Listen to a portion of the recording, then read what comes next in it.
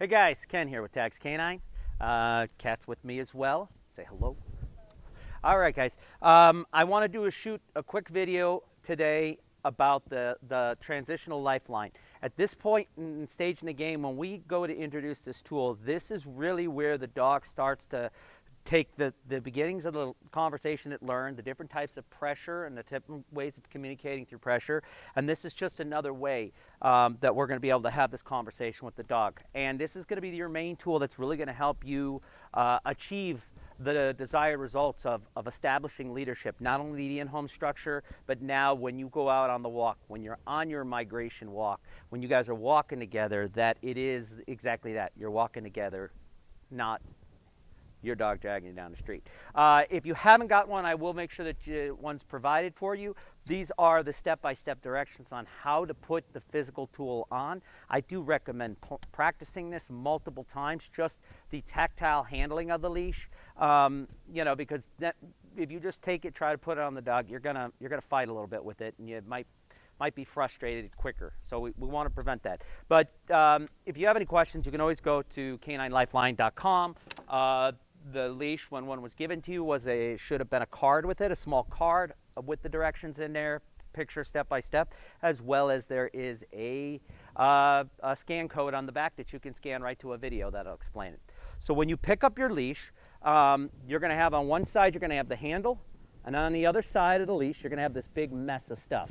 So the first thing I want you to do is, one, know what side of the dog you're walking on and be consistent. Okay, don't change it. If you want to walk the dog on the left-hand side, make it sure you do it all the time on the left-hand side. If you walk them on the right, then you always want to do it on the right.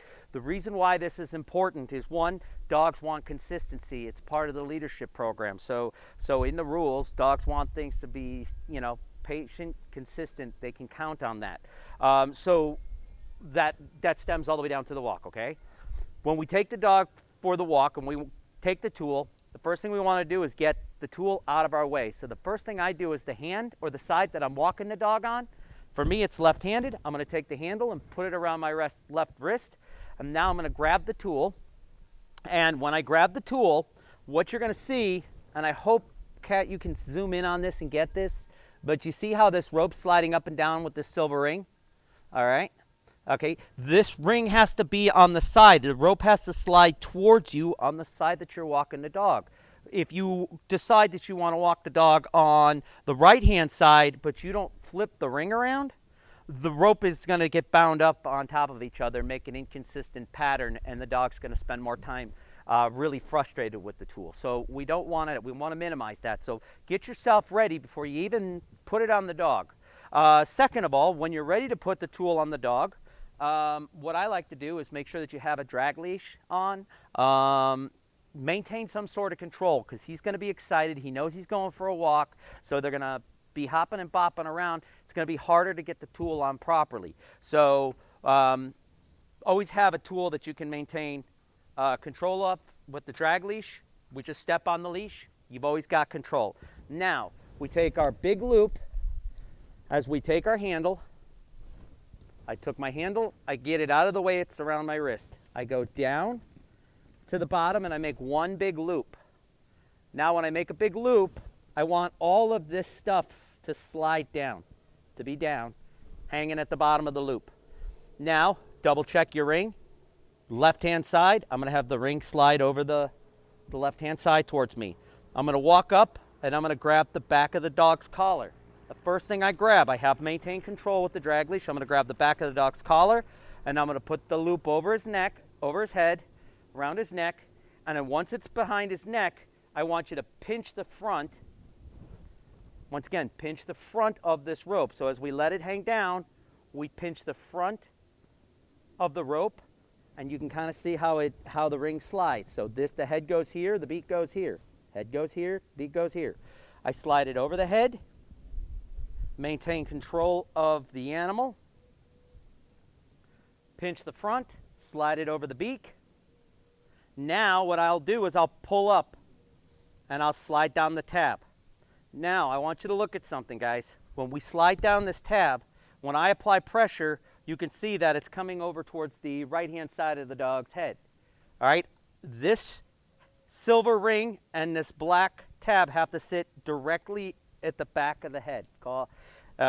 We need it to sit directly back there to apply pressure, because underneath the dog, there's that silver ring. And that silver ring has to sit evenly underneath the top of the dog's head. So when we apply pressure up, it applies even pressure from the top and the bottom at the same time. If the tool is off to the left or off to the right, it's going to be an inconsistent pressure, and it's going to be more uncomfortable for the dog. So what we want to do is, if we need to do any adjustments, let's take our black tab up a little bit and relax the leash a little bit, and it will relax all the way around the dog's head. Now I wanted to go a little over to this side, a little over to my left. So a little over to the left, I'm going to do the opposite on the front of the nose, and I'm just going to slide the front of the nose towards the opposite direction, and now our silver tab is directly behind the dog's head.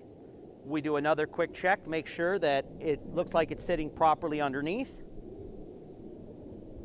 Everything looks good. Make sure we put our safety clip on. Remember guys, the safety clip is there in case the dog paws this off. When they first get this tool on, and for the short time being thereafter, the dogs are going to go through several stages as they get conditioned and used to the tool. We have the fight, the flight, avoidance, and acceptance. I'm going to do another video and further explanation of that, but remember guys, that the tool, the dog can fight it off and pull it off at any time, and if he does, the whole tool falls apart. Okay? So we don't want that. Always maintain control. We take our tool,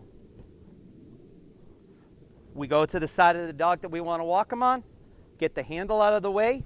Now I'm going to go all the way to the bottom and grab this big mess of stuff, make one big loop, and then all this, at the end of the loop, everything I want in this hand, slide the silver tab down, make sure that the ring slides on the hand that I want it to. One way I always do this, guys, is notice I'm walking the dog on my left-hand side. I'm doing everything with my left hand as the main hand.